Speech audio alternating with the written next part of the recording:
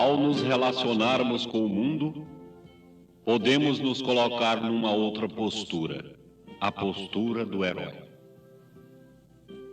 Muitas vezes, tentando sair da postura de vítima, caímos no extremo oposto.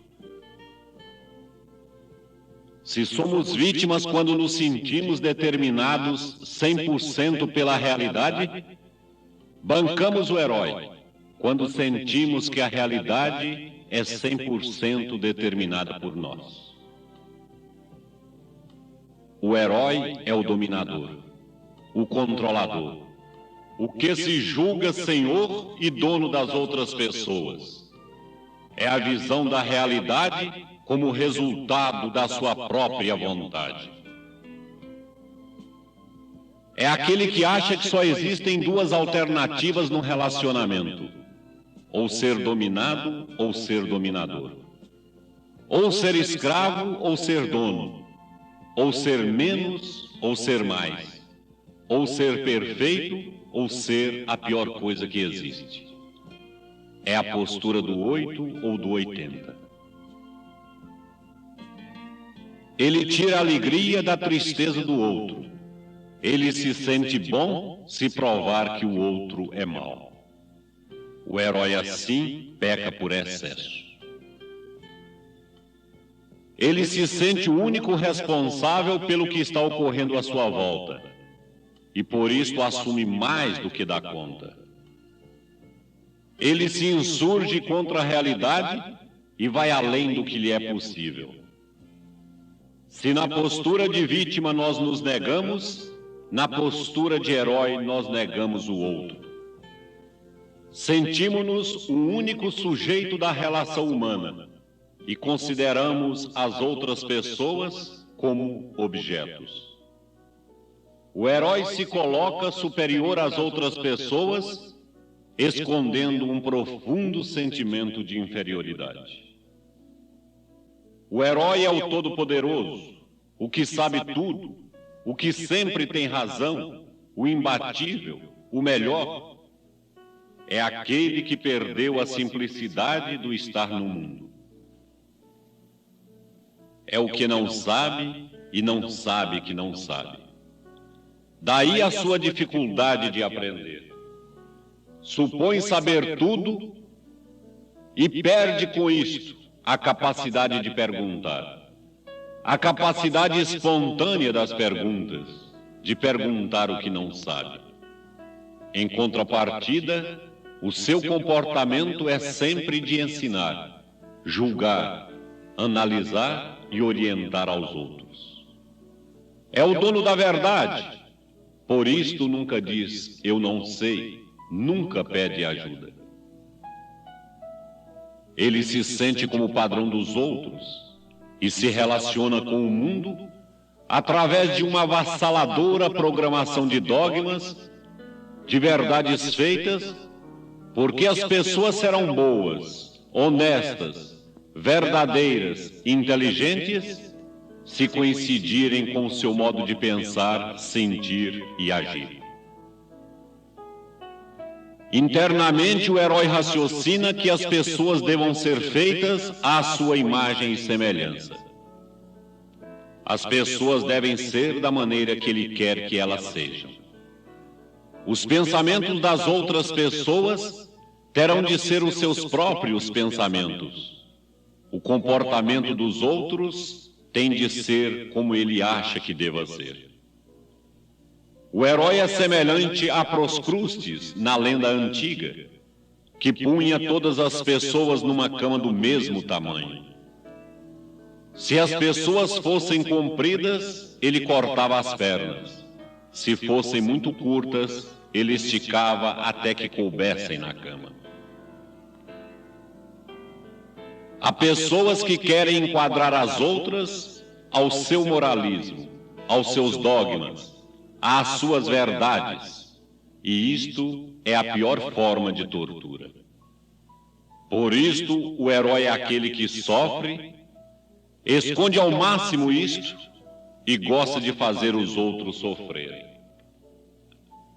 As suas críticas são tentativas de enquadrar alguém nos seus padrões. O herói é a pessoa que não suporta as diferenças, ignorando que o que faz que o mundo seja mundo é a união das diferenças, ignorando que só podemos amar alguém no que ela é diferente de nós, porque no que ela é igual, estamos amando não a ela, mas a nós mesmos. Nós só podemos crescer a partir da diferença. A função da diferença é o crescimento. Só podemos aprender com o outro no que ele pensa diferente de nós, porque naquilo que ele pensa igual a nós, não há nenhuma descoberta, mas apenas confirmação do que já sabíamos. O herói, na sua visão de auto-onipotência, evita ver e aceitar os limites do mundo. Não tem a humildade de aceitar os seus limites no mundo. Para ele não existem limitações de tempo, espaço, corpo, normas, saúde e condições. Há nele a crença na possibilidade de se ser super. Super-homem, super-profissional, super-capaz, super-pai, super-mãe, super-inteligente. É o delírio da onipotência. É a internalização de um ideal de vida baseado na possibilidade de se ser um super-herói. É a crença de que podemos ser mais do que nós somos. E sempre que bancamos o herói no nosso encontro com o mundo, depois nós nos sentimos vítimas. A toda tensão excessiva corresponde depois uma depressão. A todo excesso segue-se naturalmente um recesso. Os nossos malogros e nossas frustrações advêm de termos procurado ser e realizar mais do que éramos capazes de fazê-lo. Esta lei é a mesma lei física de Newton. A toda ação corresponde uma reação igual e contrária. Se não levamos em conta os nossos limites e os limites das situações, e agirmos como se eles não existissem, teremos depois, na nossa vida, a resposta deste exagero, em forma de sofrimento, seja ele físico, psicológico ou social. Quando nos sentirmos humilhados e ofendidos, melhor será nos perguntarmos onde, como e quando quisemos ser mais do que nós somos. Quem nós quisemos controlar e não demos conta.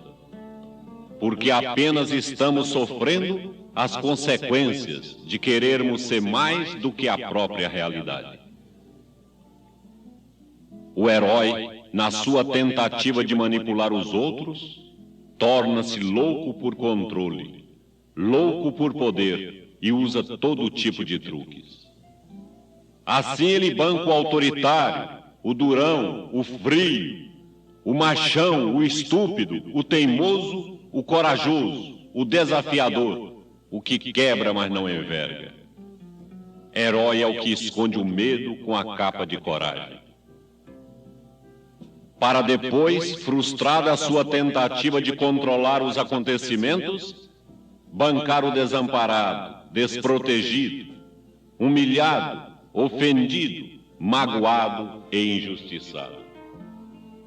É assim que perdemos a nossa liberdade individual. O interessante a respeito da pessoa louca por controle é que ela sempre acaba sendo controlada. Ela se prende na própria teia tecida para prender os outros. Quando aprisionamos alguém, nós também nos aprisionamos. O policial que monta guarda à porta da cela, para que o marginal não fuja, está tão preso quanto ele. O herói é como o diamante. Fere todo mundo e não quer ser ferido por ninguém. É o durão inflexível. E em nome da personalidade ele quer ser um só em todos os lugares, com todas as pessoas e em todas as circunstâncias. As pessoas e o mundo que se modifiquem para se adaptarem a Ele. Ele é o centro do universo. Ele é um ponto fixo em torno do qual devem girar todas as outras pessoas. E nesta fantasia de ser permanente, de ocupar uma posição fixa na vida, ele se agarra a ela com unhas e dentes e com o inabalável propósito de não arredar pé dali, e vai tendendo pouco a pouco a se confundir com os seus papéis na vida, as suas categorias, os seus adjetivos. Ele já não é ele, é apenas o chefe, o pai, o ocupante de um cargo, o rico, o inteligente, o famoso, o amado, o sensato. E assim vai abdicando do seu universo interior, da sua humanidade, da sua vida autobastada, da sua origem simples e alegre de ser parte de um universo. Passa mecanicamente a ser uma peça sofredora, escrava e escravizante. 70% do nosso organismo é água, e isto deveria nos mostrar o quanto um organismo é flexível, mutável, adaptativo às situações. A autoridade não vem das pessoas, mas dos fatos, da realidade, da situação. Ter personalidade humana é ser capaz de fazer uma síntese com o ambiente que nos cerca. É não ser mais nem menos com as circunstâncias, mas estar com ela em harmonia, em ligação, em reciprocidade e integração. O herói se revolta contra a realidade. Ele está sempre em desequilíbrio com relação ao mundo. Na nossa postura de heróis, somos resistentes às mudanças, às mutabilidades do mundo. Porque no herói existe a crença e o desejo de ser imutável. E a principal causa dessa reação às mudanças se encontra no fato de que qualquer alteração significativa nos faz lembrar que tudo evolui, que esta vida passa e que um dia nós vamos morrer. Para não olhar de frente o inevitável, somos treinados a fingir que controlamos a nossa existência e a dos outros, e vamos acreditando falsamente que é possível permanecer sempre o mesmo, num mundo cuja característica básica é a mutação. E neste afã de impedir que a vida flua como um rio, pretendendo controlar o futuro, o desconhecido, o que ainda não aconteceu, transformamos nossa vida numa competição, numa luta extenuante contra o tempo, e viramos cavalos de corrida. E isto aparece na forma de pressa e de preocupações. A pressa e a preocupação vêm de fazermos nossa felicidade depender sempre da expectativa de alguma coisa no futuro. O viver sempre em função do futuro, do que vem, deixa-nos sem contato com a fonte e o centro da vida. Porque o amanhã nada significa, a não ser que esteja em completa ligação com a realidade do presente, uma vez que é no presente e somente no presente que se vive. Nós nos preocupamos porque nos sentimos inseguros e desejamos segurança. É porque ainda não compreendemos que não existe segurança na vida humana. Como é contraditório desejarmos ser estáveis e seguros em um universo cuja própria natureza se caracteriza pela fluidez e pela instantaneidade. Não há absolutos para algo tão relativo como a vida. Os nossos desejos voltados para o futuro são um empecilho para que assumamos agora a responsabilidade por eles. E assim nos preocupamos, para não nos ocuparmos com o que é possível fazer agora. A pressa e a preocupação são um desejo de ter certeza de um futuro brilhante e tranquilo. O poder de usufruir as coisas agradáveis que nos estão acontecendo nos é negado pela preocupação constante. Nossas mentes estão preocupadas com algo que ainda não está presente. O dom da previsão, de pensar sobre o futuro, constitui na principal realização do cérebro humano. Entretanto, o modo pelo qual geralmente usamos esse poder pode destruir todas as suas vantagens, pois é de pequena utilidade para nós prever possíveis acontecimentos no futuro, se isso nos tortura, se nos torna incapazes de viver plenamente o presente. Afinal de contas, o futuro é absolutamente sem sentido e importância, a menos que mais cedo ou mais tarde venha se transformar num presente. Somos heróis quando estamos sempre nos preparando para viver, ao invés de viver. Se para termos um presente agradável, precisamos da certeza de um futuro feliz, nós podemos desistir da felicidade.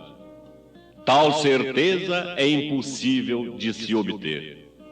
Sempre haverá o desconhecido, jamais conseguiremos controlar o imprevisto. Não é que não tenhamos motivos para as nossas preocupações, é que não adianta. A vida só se vive de improviso. É sempre de repente, no rascunho, não se pode passar a limpo. Não apressemos o rio, ele corre sozinho. Bem-aventurados aqueles que conseguem deixar a vida fluir e harmonizar-se com ela, sejam quais forem as circunstâncias. O nosso caminho, o caminho da felicidade, é o caminho da adaptação. Não confundamos adaptação com acomodação. A adaptação é uma mudança harmônica dentro da realidade, levando em conta as nossas possibilidades e as possibilidades dos outros. Nós somos nós e o mundo é o mundo. E nós somos um com o mundo. Fazemos parte de um universo, fazemos parte de uma sociedade, fazemos parte de uma família, fazemos parte de uma empresa, e só haverá dor psicológica quando, ao invés de aceitarmos o nosso papel de parte, nós quisermos ser o todo. Sábio é aquele que desistiu de enquadrar as pessoas, o mundo e o futuro às suas concepções vitais. Sábio é aquele que, através de uma harmonia pessoal, consegue sentir: faço parte e quero cada vez mais me integrar e adaptar-me à vida que canta e que cai, que sofre e festeja em volta de mim. Sábio é aquele que desistiu de ser o universo e resolveu apenas viver com o universo.